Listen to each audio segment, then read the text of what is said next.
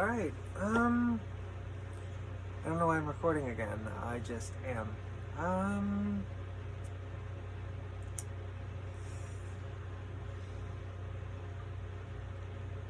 I vaguely have like an idea, and I'm like, yeah, okay. So, yeah. That's my, vocal warm-up that I do. It's a very quick one. Yeah. To kind of kick my voice into where I should be, but also I've kind of adopted the gulp, because if you gulp, for whatever reason, that kicks your voice up. My problem is that I kind of like really hold my voice, which isn't uncomfortable, but when you breathe out, it kind of goes away. So, I do, my voice goes in and out, and I know it does, it's terrible. I need to, like, do one of those things where, and also confidence, too, because there's nobody here. I mean, there's somebody here, but I got the door closed, so I'm just, being me. I kind of want to run around and be crazy, but I can't, because I got people here, and it's like, oh. So I can't move the extension rebuilt, and just go run around. Yeah, and again, like I said, confidence. I'm rambling again.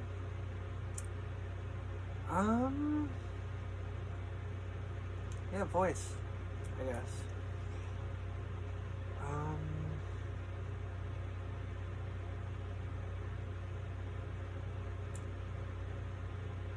Yeah, my voice is kind of hard to hold on to. I try my best. The things that I think I do a very good voice. It's just holding on to it's a pain in the ass. The consistency is a pain in the ass. I think what I get to is arguably female. Like, I kind of want to do my male voice, but I also don't. So, yeah. Here would be my male voice. And it's the reason I'm covering my eyes is because I'm like actively through the little triggers of like my nails, my lashes, the longer hair, the weight of my breasts, like my voice keeps wanting to go back to the female. So yeah, I think that's a marginal difference, enough that I think that there's, like, it's distinctly female, my female voice. I haven't had anybody tell me that, like, I sound like I'm faking or whatever. I had one person make fun of me, and that was just because she was pissed off, and she was my ex-best friend.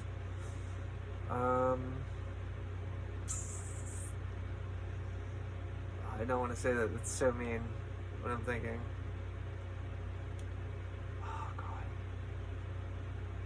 You know when you sit there and you think about something, like, you just want to say it because while it's true, you just know like it could get you in trouble or like really hurt somebody's feelings, or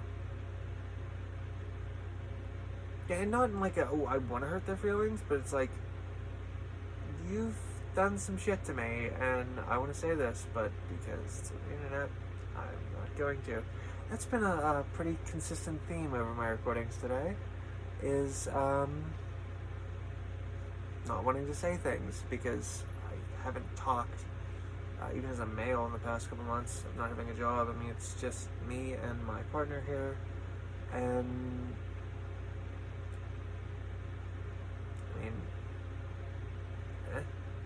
the fact is that both my male side and his partner are very often on the same wavelength of things, that like communication is almost unnecessary. It's like they know what the other wants, like, pretty easily, which sounds like a good thing, but sometimes the just lack of talking is insane. So yeah, but yeah.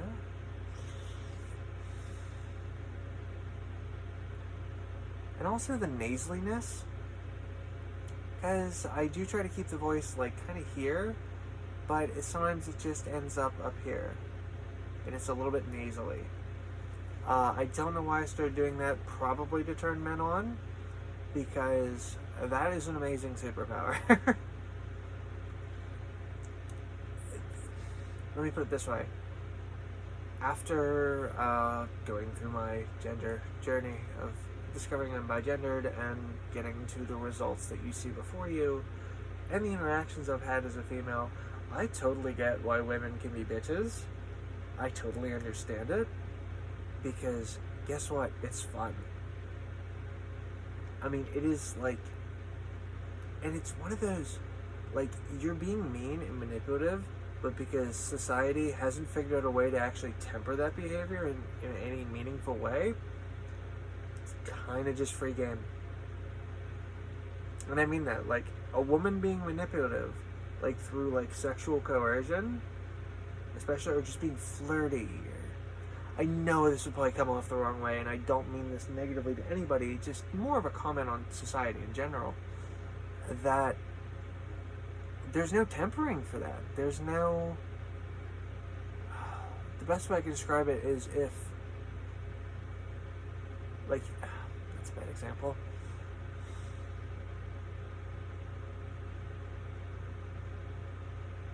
I have no real good example for what I want to say, but, like, just the... Like, woman being very coercive sexually and using, say, feminine wiles to accomplish something mean or just for her own kind of twisted pleasure, there's no societal punishment for that. You're being manipulative.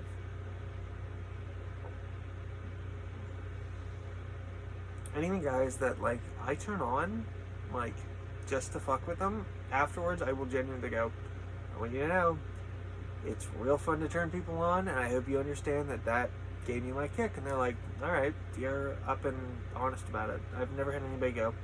Now, usually they ask me to be their mommy afterward, and I'm like, no, not my thing. But, yeah. I think it was a good starter that maybe I could do a proper video. Instead of just these weird rambling ones. So yeah, what kind of topic do I want to talk about? I mean, I think I've covered about every random topic I want to do.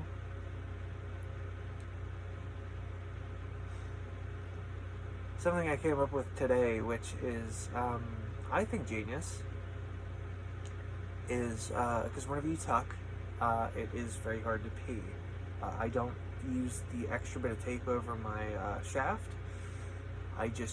And I probably should, but I just don't, because I hate tearing the tape off and on and off and on and off and on and off and on, because I've been doing this for so many years. My stuff down there is like beaten to hell and back.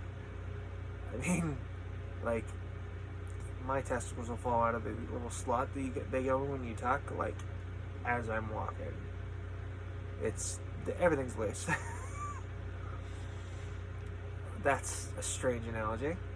But, I just hate having to compromise the tuck job with tape, and especially if it's like I was out and about, I don't want to have to undo that. I'd rather just stand and pee, which is a little bit dysphoric, but, you know, the alternative thing is even more dysphoric, so, you know, lesser of two evils. But the thing that I thought of doing is, if I do ever go out and about, is just absolutely in women's bathrooms, standing up and peeing, facing the toilet and doing it. And then when I leave the stall, I make a big deal about washing a shiwi. And if anybody just go, ugh, hate sitting on public toilets, just say something like, ugh, I hate public toilets. Because that's crazy enough to work, I think. Because no one's going to question. I mean, if I pass, no one, I think, will question that. Because if you see the whole picture, you have no questions. And if you don't see the whole picture, oh well. Because I still think it works. Yeah, the initial I'm standing forward to pee, like, probably looks really bad.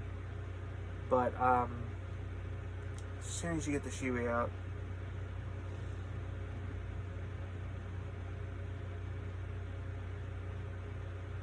Like, probably the smart thing to do would be, like, accidentally drop like a Shiwi package onto the floor. And it's like, oh, okay. I don't know. I overthink everything. So, yeah.